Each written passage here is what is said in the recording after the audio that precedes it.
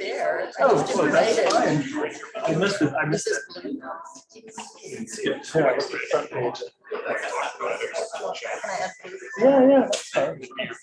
I feel a little foolish now. I didn't see it on the interface. Some people, I just got rid of a lot of books when I moved. Yeah. A lot of them were personal, and what do I do with personal signing? Yeah. And so I had this conversation with the just put a sticky note in a book and then just rip it out. So this would have allowed you to really give it away. Oh, I But now know. you have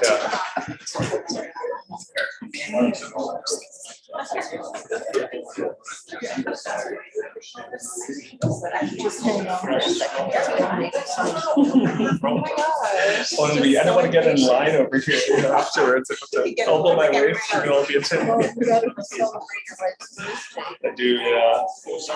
We ate some cake already. Gotta finish off the last one.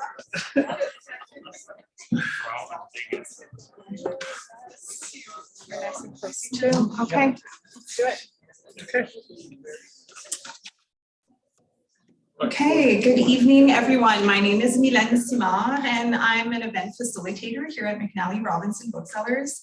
Before we begin, I'd like to acknowledge that we are in Treaty 1 territory and that the land on which we gather is the traditional territory of the Anishinaabe, Cree, Oji-Cree, Dakota, and Dene people, and the homeland of the Métis Nation. In addition, McNally Robinson itself rests on the land once occupied by the Métis community of Worcestertown. We are gathered here tonight to celebrate the Winnipeg launch of Eating Like a Mennonite, Food and Community Across Borders by Marlene Epp. This is a book that looks at Mennonites past and present, showing that foodstuffs, cuisine, and foodways practices depend on historical and cultural context. We're grateful to publishers McGill-Queens University Press for their support in this event. This event will feature a conversation between Marlene Epp and Ben Nobbs-Thiessen, followed by a reading. There will also be an opportunity to ask questions. If you are one of those people here in person, please put up your hand and I will come over to you with the microphone when the time comes. And if you're at home live streaming this event, type your question into the chat and we will pose the question to Marlene for you. So I will be back at the close of the event to go over the signing procedures, but I'll just mention to you right away that when it's time to usher Marlene over to the signing table by the cash desk, we ask you all to stay seated for a moment until she's nice and settled, and then we can begin the lineup to go get your book signed.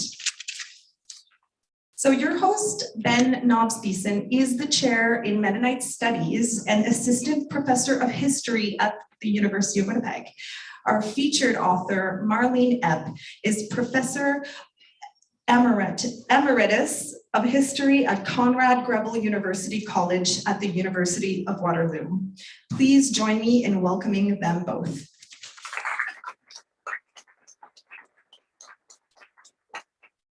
Am I starting? Yeah, Marlene, I think we're going to let you take it away with a bit of a reading. So we'll reverse the order and I'll follow up. I'll pepper you with questions about the book, which I've just finished reading and found fascinating. And then we'll give some time to the audience for questions as well. But we'll let you start. Great. Well, first of all, thanks to all of you for coming out tonight. I know a lot is happening in Winnipeg today, and there are a lot of events. What has struck me is in this sort of post-pandemic era where without gathering restrictions, there are tons of events happening all the time. And so I'm really grateful that you took this evening to come and spend it with me. So thank you very much. Thanks to McNally Robinson, who are fabulous to work with, and especially to you, Ben, for coming out and having conversation with me about my book. And Ben has also done some really important and interesting work on food and Mennonites. I'm going to not say a whole lot about the book at the beginning, but I'm going to read a few passages to give you a sense of the tone and the content of the book.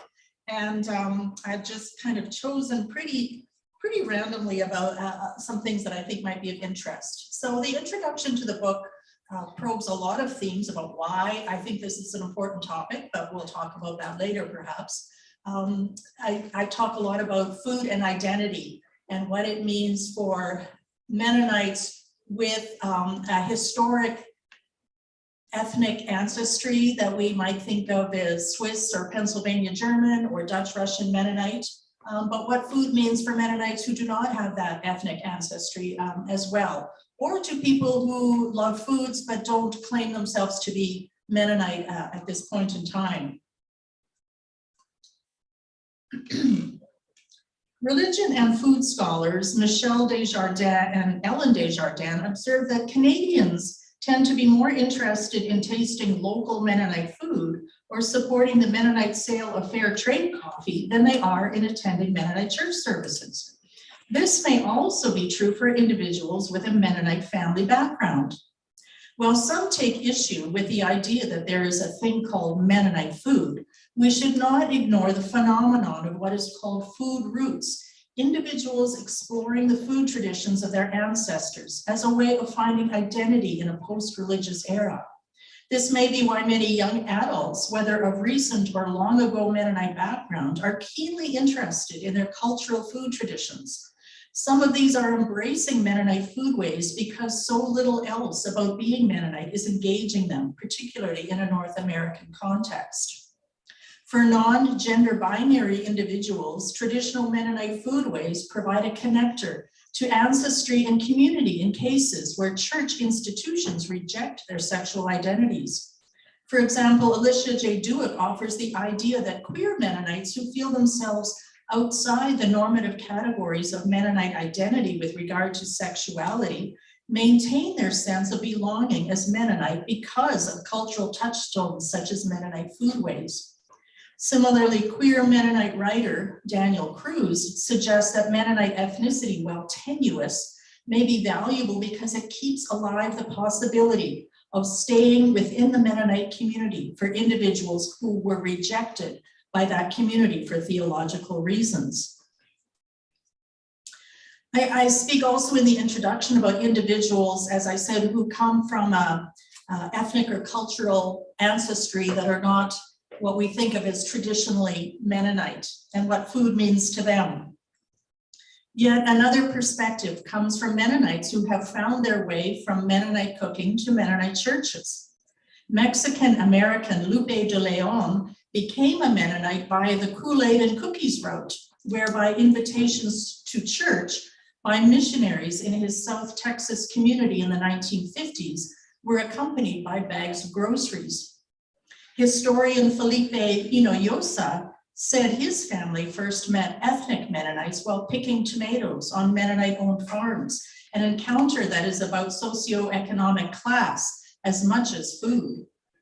One factor in the 20th century growth of Anabaptist and Mennonite adherence in the United Kingdom was food and the generous sharing of it. According to theologian Andrew Francis, he observes, "We ate our way into Anabaptism." Here, the food practices of commensality and hospitality, which Francis identifies at the site of Mennonite origins rather than particular recipes, are what creates the connections. There are humorous takes on this association as well. Artist Victor Clausen introduced his friends to Mennonite sausage, and because of their enthusiasm, suggested the mission board should use it as an enticement for converting people to Mennonites. I have a chapter, the first and longest chapter is about food encounters, which is when Mennonite encountered other peoples, and food exchanges, food adaptations, food appropriation occurred, whether it is Ukrainian peasants or indigenous peoples or in mission settings in Africa. And I'll read you a short section about when Mennonites, when newcomer Canadians become Mennonite. And in Ontario, there's a very popular Mennonite relief sale, which sponsored by Mennonite Central Committee, that has a diversity of food stuffs, as I call them. Another popular Mennonite food at the sale is spring rolls, stuffed, rolled, and deep fried. by Laotian and Hmong Mennonites, who founded their own churches after immigrating to Canada from Laos as refugees in the late 1970s and early 1980s. The Laotian Canadian Mennonites became renowned for their annual spring roll sale held in the parking lot of their church, at which they would sell 900 dozen spring rolls. The money raised was to pay off the church mortgage. A few weeks after their sale in spring 2012, about 30 women, men, and youth gathered again to prepare an equal number of spring rolls for the Mennonite relief sale. I joined them for that occasion, and amid mounds of chopped onions, shredded carrots, and fragrant pork, they told me about the role of food in their religious and cultural life. I learned that when they settled in Kitchener-Waterloo, Ontario, their traditional Laotian foods had to undergo adaptation in Canada since there were so few ethnic grocery stores in town. They substituted Chinese vermicelli for their preferred sticky rice and thus learned to eat noodles. I learned that sticky rice was their food staple and also their food for flight, much like svibak for Russian Mennonites. When they prepared to leave their homes to travel secretively through the mountains of Laos, across the Mekong River and the border to Thailand, they packed ample sticky rice for the journey. Just like Russian Mennonites who baked, roasted, and packed dozens of svibak for their migratory journeys, these Laotian immigrants knew that as long as there was sticky rice, there was hope for survival and for the future. I have a chapter on gender, which I won't read from, and cookbooks, you know, the ubiquitous Mennonite cookbook. I have a chapter on food scarcity and hunger, which I think is, food studies rarely incorporate studies of deprivation and hunger. And in this chapter, I explore the role of memory when you are remembering hunger. Because food is so everyday, it is an easier subject to talk about in both oral and written forms than violence, death, or moral ambiguity, for instance. Memories of food deprivation or abundance also function to veil complicated histories during wartime, whether personal experiences of sexual violence, morally questionable choices, ideological alignments, or complicity in violence.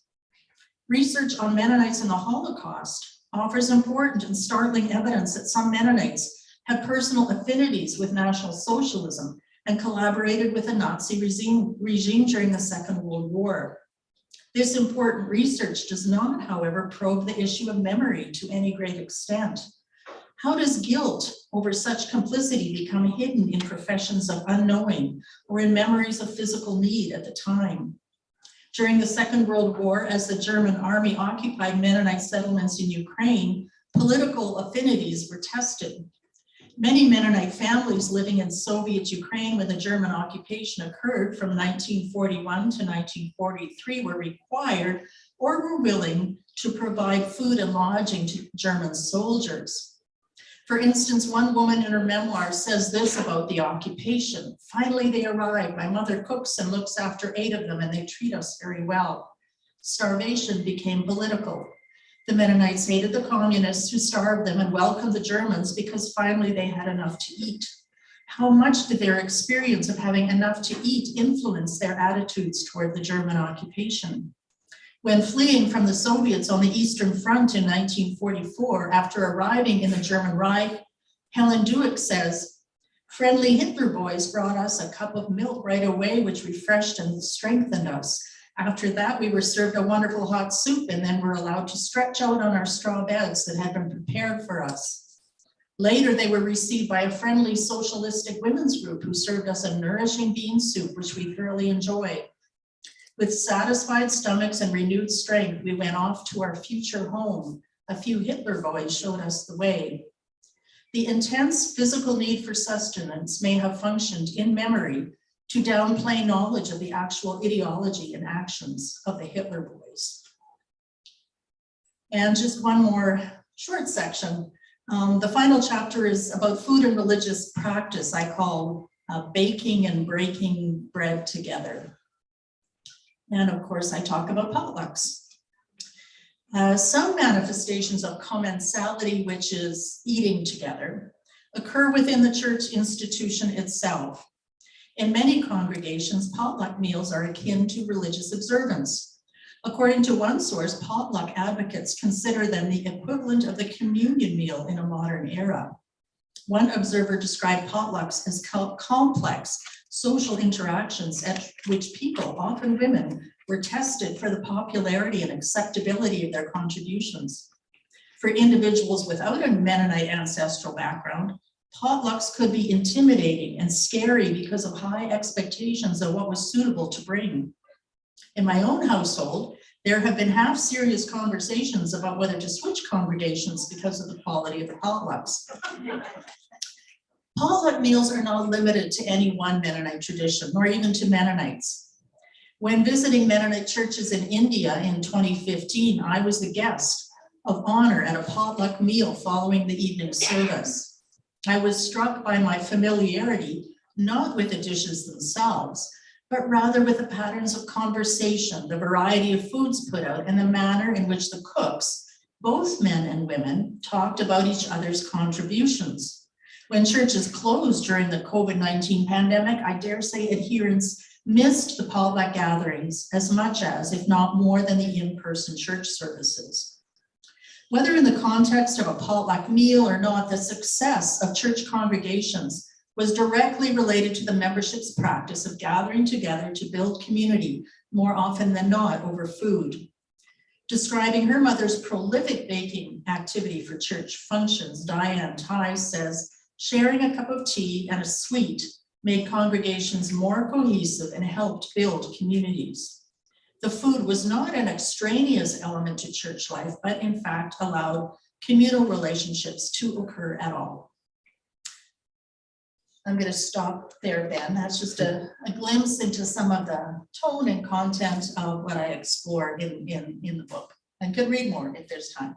Okay, well, thanks so much, Marlene, for those readings. And yeah, I'll begin now with a few questions that reading the book myself sparked, and maybe we can talk through a few of the broader ideas in the chapters you've read from and some of the other chapters as well. First, I just wanted to talk a little bit about writing a book like this. I was drawn in, and I think many would be drawn in if you haven't had a chance to read it yet, by the sort of everyday personal connections that sometimes you yourself might have had to the subject matter and the way you move from there into scholarly debates about food. So, you know, I was thinking as I read a bit of this passage, there's a CBC podcast that aired, well, it's still airing, but aired a couple of years ago, called Recovering Filipino with Jim Agapito. I don't know if you've come across it, but he opens with this anecdote. His grandma's flying back to the Philippines and kind of turns to him at the gate and says, you know, you're a bad Filipino as she's walking away. And part of it is about language, and I'm sure we could talk about Low German in a similar way. It's that Jim doesn't speak Tagalog.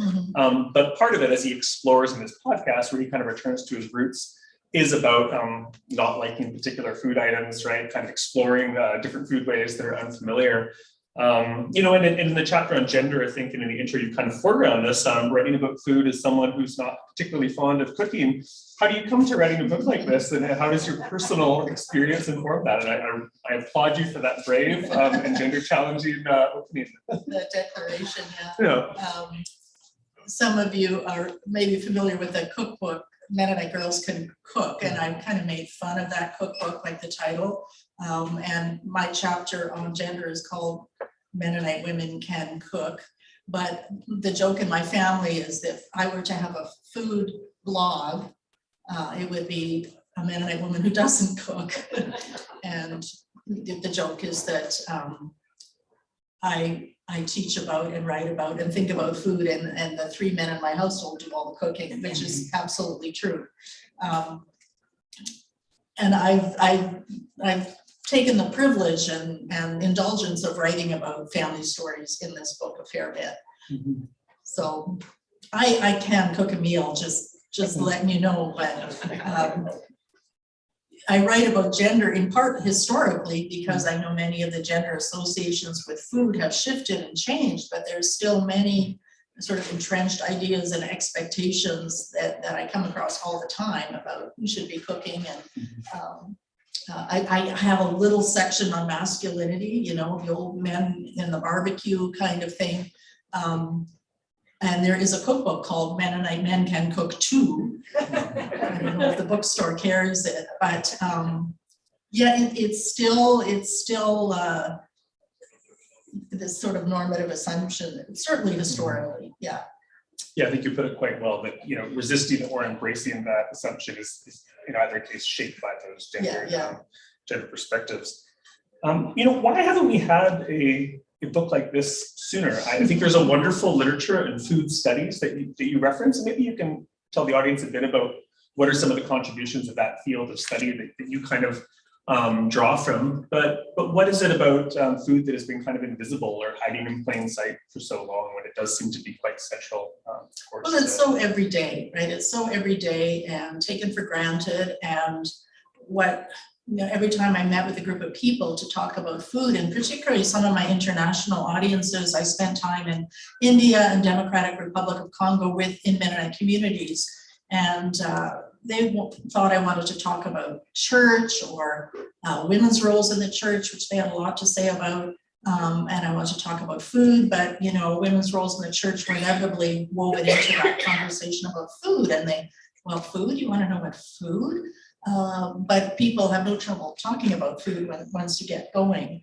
The field of food studies is a multidisciplinary field, not historical, not social science, partly anthropology, that has grown a lot. There's a whole genre of writing called the foodwar, which is food memoirs, and probably this bookstore is full of them, people writing about their lives through food memories. I think talking about food allows you to also talk about harder things in a way that readers are more receptive to, or can read and hear more than they can hear about other topics. And food is so central to identity in ways that we don't ponder very much. The fact that there is still really a large industry of Mennonite and Amish cookbooks. You know, we think people don't use cookbooks anymore, but the number of Mennonite and Amish cookbooks, I mean, they just keep coming out. So, you know, what does that mean? And I wanted to explore that. And as you know, the book is more about, well, what does all this mean than about, you know, what ingredients did Mennonites use in any particular dish, or who ate what where. It's more about what it means to associate particular foods with Mennonites, or food in general with Mennonites. Certainly. Well, you mentioned the cookbooks, and you know, that's one example of just a fascinating array of sources that you need to creatively draw from to write a history of food. It's not always obvious the way it might be in certain other areas of historical inquiry. So can you tell us about how do you read a cookbook as a historian? Are you looking for kind of the marginalia, the notes along the side? Are you taking it on its own terms? I think, and I just want to mention that the one source that really struck me reading it, I've forgotten the name, but you write about an actual food kind of a diary and mentions of food on the back of evaporated milk wrappers from a woman who had survived extreme famine in the 1920s, right? But just one of the fascinating kind of sources you get to see in there. So what other sources do you I think you're thinking of the Diary of Anna Berg, I think, which wasn't necessarily a cookbook, but was some of you might be familiar with that diary of a woman who came from the Soviet Union to Canada in 1924, and she wrote her diary on the back of milk labels that were on cans that had been sent to Ukraine by Mennonite Central Committee in the early 1920s, and that diary was published some years ago. I start the chapter on cookbooks with a cookbook that was gifted to me. It's not one that's published and out there in the general public, that it was compiled by two gay men, Mennonite men, and was a gift to participants at their wedding when they got married, probably about 10 years ago now. And it's a beautiful and a wonderful cookbook. And I don't know if there's anything particularly Mennonite about it, but when I asked them, can I talk about this book as a Mennonite cookbook? And they said, yeah, for sure. They may have been the first two gay men married in a Mennonite church, in a same-sex union in a Mennonite church. This would have been 10 years ago in Ontario. And so the point I'm making is nothing about any particular dish that they provide a recipe for, but that cookbooks themselves are political statements. And we know many of you will know the More with Less cookbook, you know, the most famous Mennonite book that probably exists, other than the Martyr's Mirror. I'm sure more people have More with Less than have a Martyr's Mirror book in their home.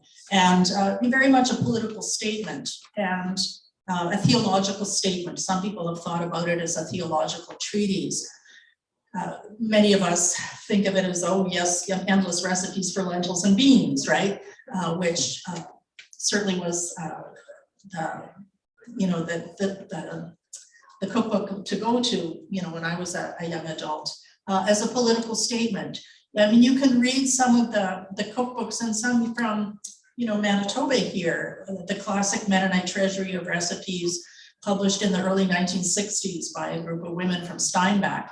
And well, it is just a cookbook, but it says an awful lot about women's business activity, right? They decided after they prepared like thousands of meals for thousands of male delegates at a Mennonite conference, hey, maybe we should all write this down. And they write it down, and then maybe we should sell it. And they sell it, and it becomes, again, one of the most successful Mennonite publications, you know, in the last half century, I think, still being purchased and used. So it says a lot about gender roles. It says a lot about modernization and urbanization, like the kind of mixture of traditional Mennonite ethnic foods, particularly from the Dutch Russian background, with sort of modern things like French soufflés and endless cream of mushroom soup casseroles, so that it tells you a lot about, you know, the domestic world as it changes, I think, in the 20th century. Yeah, certainly Jello salads as well. I think in there. I have one reference to a very bizarre Jello salad in here. Yeah, my mom certainly recounts, you know, growing up as a post-World War II, you know, born in Canada child in the 1950s, early 60s, when my opa was working, were the times when my home, I think, could experiment with foodways in the sort of, you know, suburban modern sense that you might imagine, cans of tomato soup and noodles and things like that, whereas he kind of demanded a bit more of a traditional familiar diet. Mm-hmm. You know, that kind of raises the question about anxiety. Certainly some of the food anxiety migrants might have felt would be related to their experiences of scarcity, Mm-hmm. Which you read about in your excerpt. What about trying on new food ways and kind of pushing against the food canon? Does that seem to be producing anxiety in Mennonites historically, or are they easy adapters? You mentioned kind of a culinary conservatism at certain points. What are the conditions under which, you know, you can break from that food canon? I don't think I talk a lot about that in the book, how Mennonites have changed their food canon. I mean, one of the most interesting cookbooks, again, that came out just 2 years ago, you know, published in Ontario, was the Vegan Mennonite Cookbook, which is a young woman's adaptation of the classic. There's another classic cookbook called the Mennonite Community Cookbook that was published out of Virginia in the US, that has been around forever. And this Vegan Mennonite Cookbook, she took about 80 recipes from that book and veganized them. Well, you know, there's a lot of meat and grease and animal products. Let's just say there's a lot of animal products in traditional Mennonite cooking. And she made a Vegan Mennonite Cookbook out of it, which is, I don't know how many people, I mean, it's intriguing, right? Mm-hmm. So, I mean, that might be one example. I think Mennonites, like everyone, adapt their cooking to, you know, culture around them. But certainly when Mennonites have migrated to new places, an important point of the book is that when Mennonites migrate, or when they have done missions, when they have found themselves in different geographic and cultural and social contexts, they may reject language, they may reject many cultural customs of the surrounding culture, but food is something that's very easy to adapt, to appropriate, to, you know, and I, like probably many grew up thinking certain things were Mennonite foods when in fact they weren't that at all.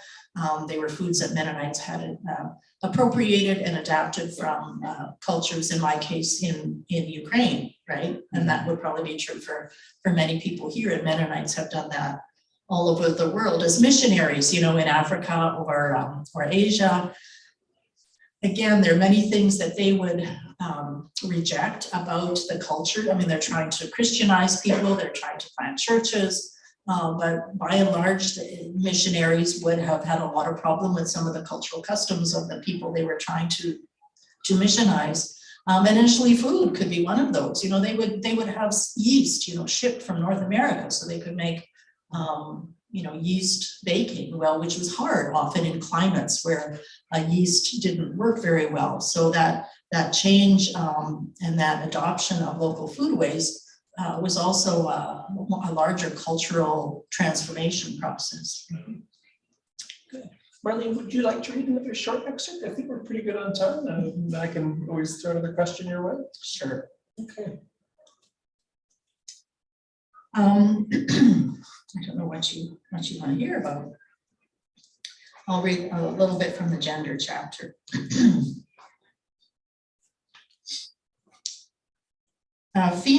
So the gender chapter, it kind of talks about food as power and food as fear. So how cultural expectations of women as food producers and food preparers empowered them, so gave them a sense of power in their households and communities. But that role also for some women, if they didn't want to do that or couldn't do it or had obstacles to fulfilling those expectations, it could be a site of fear.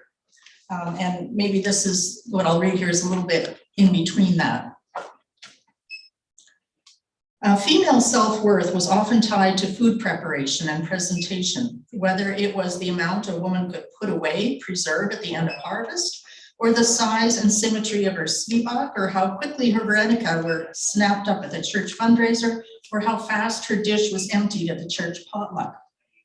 My mother-in-law, whose childhood in the Soviet Union saw her malnourished and lacking school education, was renowned for her svibak and her Canadian church community. Elfrieda Schrader, who also experienced food insecurity during her childhood in Paraguay, became known as the svibak lady in her church in Manitoba. Competition could easily develop between women as they judged among themselves and were judged by their menfolk on such pivotal things as whose pie crust was flakiest and whose svibak were the shapeliest and fluffiest. Esther Wiebe, and this is not the Winnipeg Esther Wiebe, recalled that in the Bolivian Mennonite context of her childhood, a woman was judged by 3 earmarks. Number 1 was the texture of her buns, light, fluffy, and with just the right amount of crustiness. Writer Connie T. Braun, in reflecting on the food traditions of her British Columbia immigrant family, said, women wanted to know of their husbands whose borscht tasted better, whose roll kuchen crispier, your mother's or mine.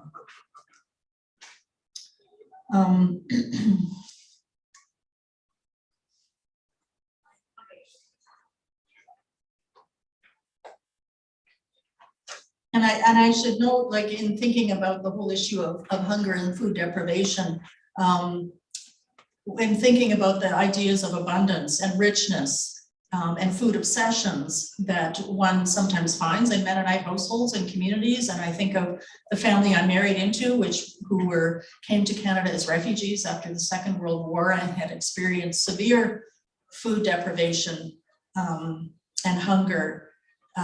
Often sort of food obsession is the ending result of severe food deprivation.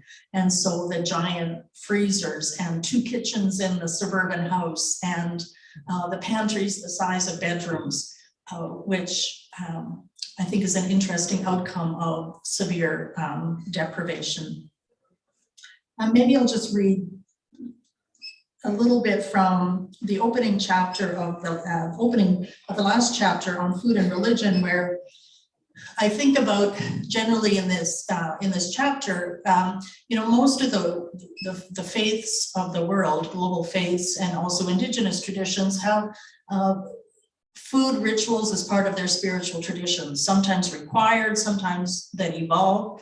And and Catholics as well, but particularly, evangelical Protestants like Mennonites, we don't have food ritual as part of spiritual practice, communion maybe.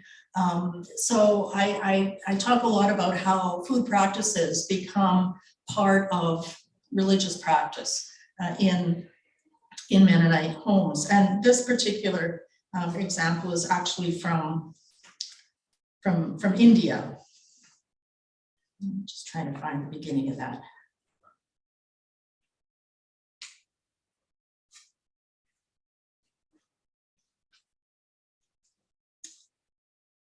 In March 2015, I joined a group of women for conversation about food and other things at their Mennonite church in Ranchi, Jharkhand State, India.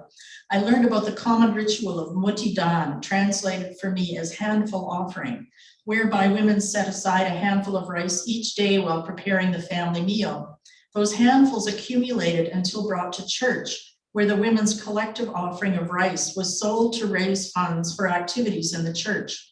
The regularity, and as one woman said, the prayerful way in which this was enacted put women into a sacred space within the spiritual life of the congregation. More recently, the collection of rice has been replaced by the collection of monetary donations.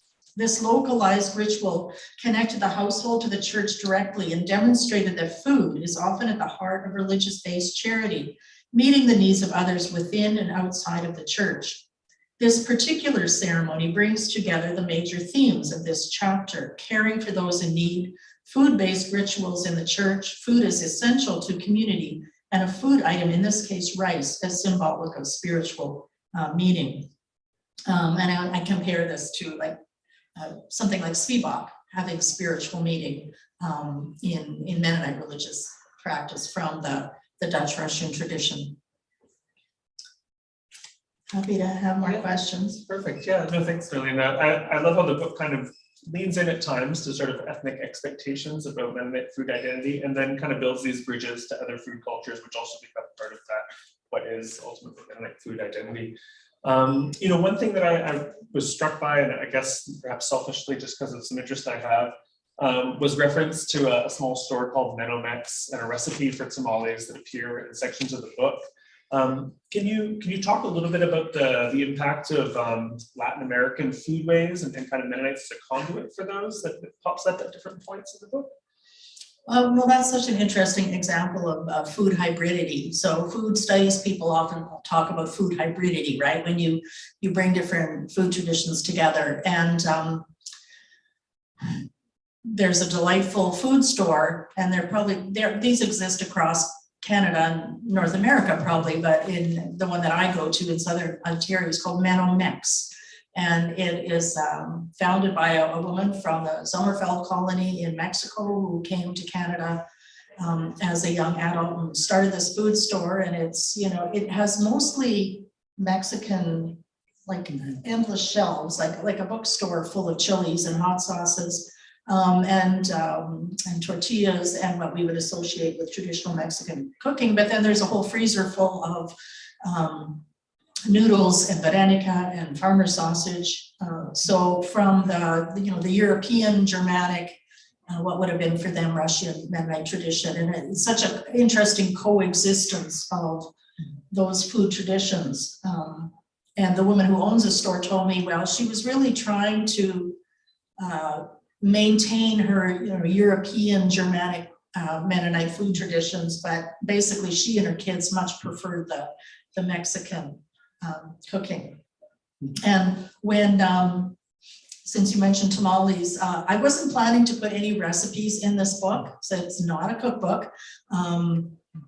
There's no real picture of food, photograph of food on the cover, and the publisher gave me about 3 different book covers, and some of them had like the pictures of food, and they're very pretty and attractive, but I said it looks like a cookbook.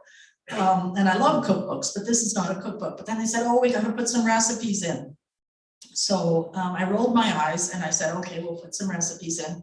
And I tried, there's about 6 recipes, like 1 for each chapter. And then okay, what do I choose?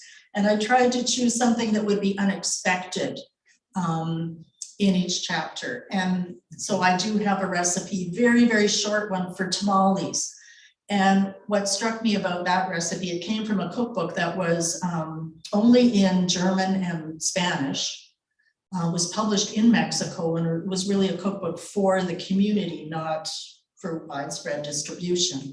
And there's almost zero instructions or ingredient amounts. And for me, this exhibited, like the bilingualism of it was interesting, but also the expectation that you would know exactly how much and, you know, cornmeal to use and so on. So it points to that, you know, cooking as expertise for women. And I went off on a tangent there. I don't know if I answered your question. There's a man-made habit among my Oma, you know, trying to extract these recipes, right, which are always referred to as, no, I have to make a wet dough or a dry dough or something, these imprecise instructions. So I can see that as kind of compared to, say, the professionalization of sort of a cookbook industry, which demands these kind of exact, you know, replicable sort of things across time. Yeah, no, I think the question of food entrepreneurs like this Mennonite store really kind of fascinating. There's a little store in Portage here called Latino's Market. A younger guy, Jesse Lemos, who was born here. His parents are from Guatemala and El Salvador, respectively. And you know, he once said when I brought a class to his store that kind of the job there, and he imports products from all over Latin America, was kind of selling nostalgia in a certain way. Do you see that kind of reverberating through your approach to food in this book, or is it something different than like selling nostalgia? Yeah, I mean that's certainly that's certainly the case in Waterloo region where I'm from, where you have this whole spectrum of traditionalist Mennonites, like horse and buggy Mennonites, and like there's a spectrum, a continuum of them. It's not quite as strong as it is maybe amongst the Amish in the United States, but certainly people have documented that idea of selling nostalgia amongst the Amish in the US. And there's a sense, I mean, one of the points I get at in the book, well, why are Mennonites associated with food? Why do we advertise Mennonite sausage and Mennonite eggs and Mennonite pie, which may be more of a thing in my part of Canada. Although the picture I have of Mennonite sausages in the book is from Drake, Saskatchewan, so that isn't from Waterloo region. But there's this idea that these horse and buggy people and other traditionalists, that they must be organic, they must be more sustainable, it's old-fashioned, it's wholesome, it's healthy, and particularly in the current era, and I think even, you know, I make the point about a post, like a pandemic era search for the local, for the sustainable, for, there's a sense that that community eats that way more so. And whether those people in fact cook that way and produce that way, I suggest not. I suggest some of them even have turned their own market gardening and their businesses to appeal to the urban locavores, right? Because they know they want to eat organic, they want to eat local, so we will advertise our products that way. Can I just say a bit about the title, because it plays off that a little bit. When the working title for this book for many years was very different, and it was called Sauerkraut, Zwieback, and Spring Rolls, Mennonites, Food and Meaning. And those of you who have done books, you know how important the title and the cover can be. And but it's often, because it's, you know, what draws people in, but it's often something that isn't decided till the very end. And at the very end, the publisher said to me, we don't like that title. Nobody's heard of Zwieback. And we'll just make it Sauerkraut and Spring Rolls. And I said, I don't think so. So there was, these publishers have title committees. And I never met them. They probably didn't even read the book, but they came out, well, there was a lot of back and forth. And in the book, I talk about, there's an anecdote or a story about an article I read some years ago from the New York Times, and it was titled Eat Like a Mennonite. And it was a journalist in the US who was researching the levels of bisphenol A in the bloodstream of conservative Mennonites and Amish. And it had been found that, you know, bisphenol A is this chemical that's in plastics that maybe has been banned or came under scrutiny. And it was found that Old Order Mennonites and Amish have lower levels of this in there. And so this journalist assumed it was how they were eating. And so she started to try to follow a diet to lower her own levels of bisphenol A. And she said, I was never able to out Mennonite the Mennonites in her eating. And that very much, drew on that stereotype and that myth about at least certain Mennonite groups being, eating more wholesome, more old-fashioned, more healthy. And so that's where the eating like a Mennonite, and I go to that phrase in every chapter in a cultural, like a questioning kind of way, and certainly don't answer it. There's no, I'm not suggesting there is a particular way of doing that. Wonderful. Marlene, well, I think with the time we're at right now, it would be a great moment to turn it over to the audience, who almost certainly would have some questions for you too. And I can come up with a few more I've got here. If not, but looks like we've already got one there. Yeah, I'll bring a microphone up for you. So I'm Steve, and greetings from your Dr. Reddycups. Used to be a colleague of yours, probably at Winnipeg, one of the few Mennonites from his hometown. So my name is Steve. I'm actually one of the few self-identified Mennonite cuisine chefs in actual commercial applications that I'm aware of working at this point. But we have to deal with a lot of ethnic questions. So I have a question about the term Mennonite as an ethnic thing. Even in your conversation, it seems a little convoluted. So how do you do that? Especially Sandra Birdsell's book on the Russian colonies, where they're having to define who they are via the Germans and the Russians. That one of the characters says, would it help if we told them we were Dutch? That comes to the second thing. You're very attached to the term Russian Mennonite. Now, there were Russian Mennonites, but just like the Nazis called us German Mennonites, now Putin's referring to us to help legitimize what's happening in Ukraine.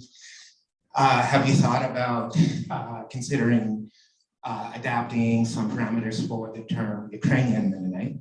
And then finally, with the Mennonite Church Canada, Mennonite Church USA, when they talk about the greater family of Mennonites, they tend to talk about all of the new ethnicities, but there's very little attention paid to the relationship between the Amish, the Mennonites, the Brethren, the Bruder-Teller, the Bruderhof, and the Hutterites. And like for me, that's still a very living, mutual tradition. So I was just wondering if you would talk a little bit about how you decided who a Mennonite was, how you used the term, and just elaborate on that a bit. Well, there's a lot there. And I try to probe at all of that in the introduction to the book. First of all, I would say that the terms that have been used so often by scholars and others and in communities, Swiss Mennonite, Russian Mennonite, are problematic. And I say that as much in the book. And right to the very last stage of going through proofs of a book, I made a lot of changes, preferring Ukraine over Russian, but not perfectly, because many Mennonites were born and lived for their lives in Russia, as we know it today. So I tried to address that, however imperfectly, and I think it's a great task to come up with new terms. I would say, and I make this point, that fundamentally Mennonites are a religious group as they were founded, but because of their migratory journeys, because of places they settled and interacted or not interacted with the cultures in which they've settled, they developed in certain settings ethnic characteristics that were dominant historically. But I would say one of the main agendas of the book is to say, well, we shouldn't stop talking about Mennonite food, because there are many church leaders who have said to me and others, we should not ever talk about Mennonite food. because it's culturally and ethnically exclusive and doesn't include Mennonites in India and Mennonites in Congo and excuse me, New Canadian Mennonites.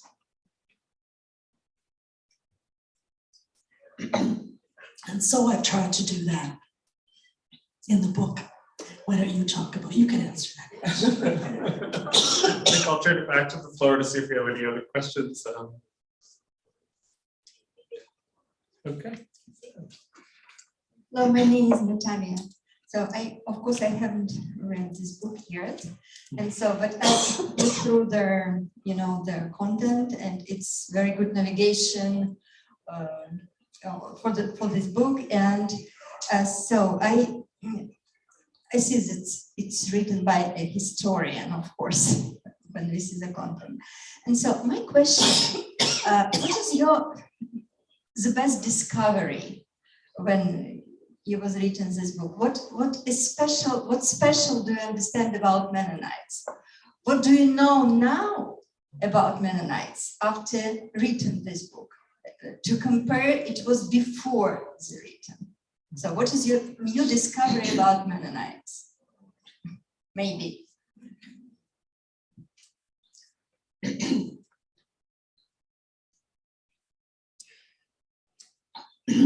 you, Natalia. I don't know what's happened to you. I'll field this for just a second, and then you can follow up. Because if we're thinking about discoveries when reading the book, I found myself, really drawn to this as a wonderful book for. We teach courses at the University of Winnipeg, undergraduate courses in Mennonite studies and surveys, and I think it's so beautiful how the different chapters in this book can trace out a common story about food and use it to describe a migratory journey, to describe sort of the construction of gendered power in the household in another chapter, to think about sort of religious observance, to think about famine and scarcity. And so I could already imagine kind of reading through kind of as an overarching guide, or even for a course about food studies in Mennonites, really kind of emerging with this as a base. And I appreciated that, the way that it was able to so successfully move across space and time, and again play with those definitions, I think, which it really effectively does self-consciously of Mennonite identity throughout as it approaches these subjects. Maybe I bought you some time. A lozenge that seems to have been forthcoming. So yeah. I think, my experiences being with Mennonites of non-historic ethnic ancestry. You can ask my family, I've been perfectly healthy while I've been here in Winnipeg. There's commonalities, right? Like a certain language of religiosity that we share. I'm struck by the differences, but it's more learnings about humanity and how we think about the role of food in our lives. I learned a lot about Mennonite women in those contexts, and how they share many of the same struggles within their families. There are many things that, diverged away from food. And I was troubled, and I didn't know what to do with all the conversations that came to me by women in settings in Africa and India about violence and patriarchy in their Mennonite churches and households. And I didn't know what to do with taking, that's not what I'm writing about, but I wanted to participate in those conversations with them. So was that a surprise? I didn't know what to expect in those encounters. But I think one thing that I probe a bit in the book, and that it really intrigues me, is how memory functions. And as a historian, I think a lot about how written memoirs and oral histories, how our memory is a filter for many of the things we've experienced. So how do we sift through what the meaning of what people remember?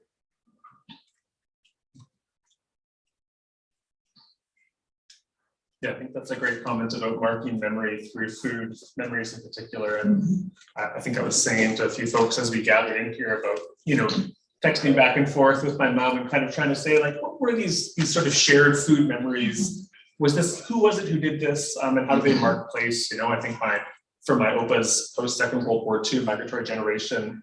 There's a food memory associated with coming to Canada, and you talk a little bit about that in sections of the book, which is being desperate to try oranges for the first time, going to the supermarket, buying a bag of limes and or lemons, sorry, and taking a giant bite out of a lemon, thinking it was an orange, right? And kind of this unfamiliar food way. But I think for that memory, that's about a memory of arrival and kind of fixing it, right? And then you have memories of which are not quite, perhaps they're false as well.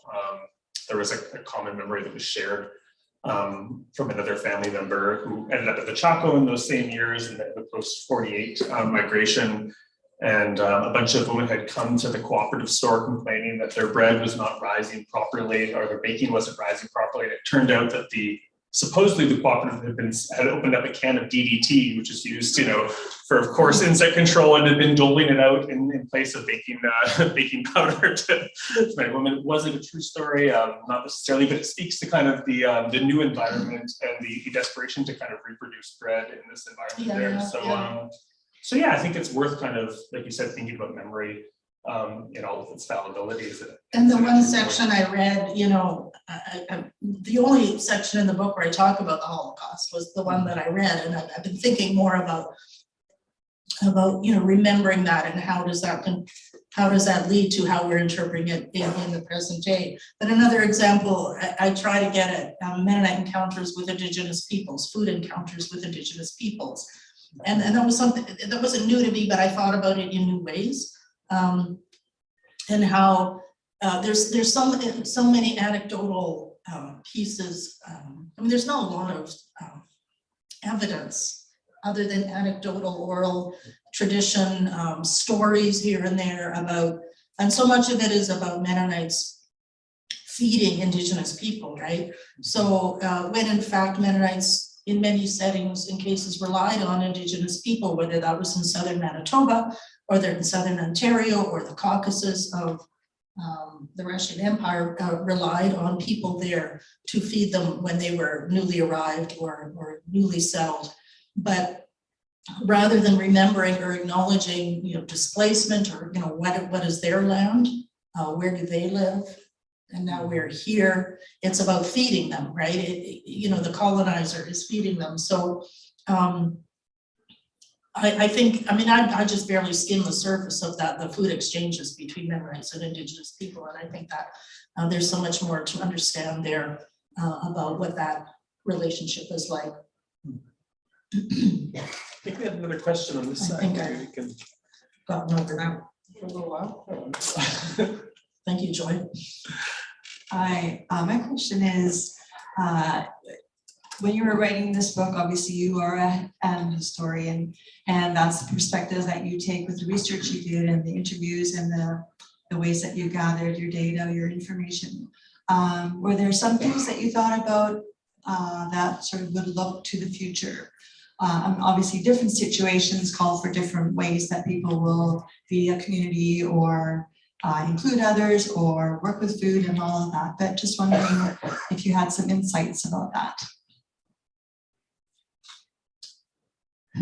Well, to get again to this idea about, Mennonite ethnicity and the multiplicity of Mennonite ethnic identities and not shying away from talking about ancestral and cultural identities for Mennonites wherever your people come from or whatever you claim as your cultural identity. And I think one of the things I wanted to do in the book was find a way to talk about that diversity and talk about multiple Mennonite identities through a theme rather than, chapter for Congo, chapter, separately as is often done, but try to, and so I'm hoping there's more way of talking about Mennonites, in all their diversity, and I hope historians do that and other scholars and other writings. So that's not so much about food. I don't know, I think the food thing is interesting. We saw a lot of, I think, resurgence of people practicing their food histories, their personal food ancestral histories during COVID, right? There were all these YouTube videos and even church congregations that I know began doing, cooking with Pastor Matt, cooking with Pastor Massey, when the pastor of the church would be doing sermons while cooking, right? Just to liven up that whole online worship stuff.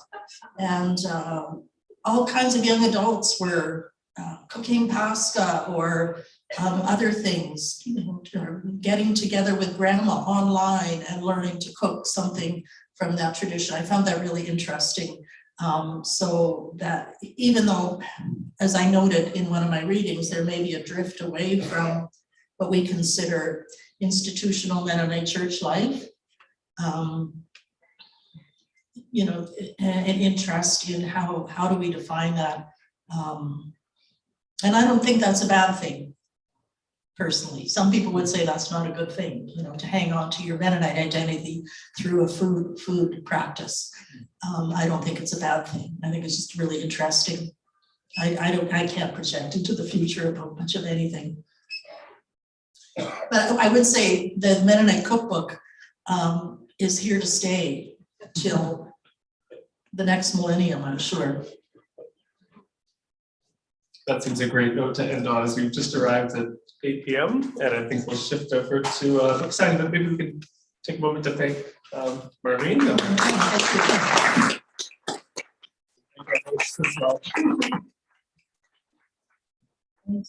Thank you for coming so much. Really appreciated it. Yeah, thank you. And the online people too.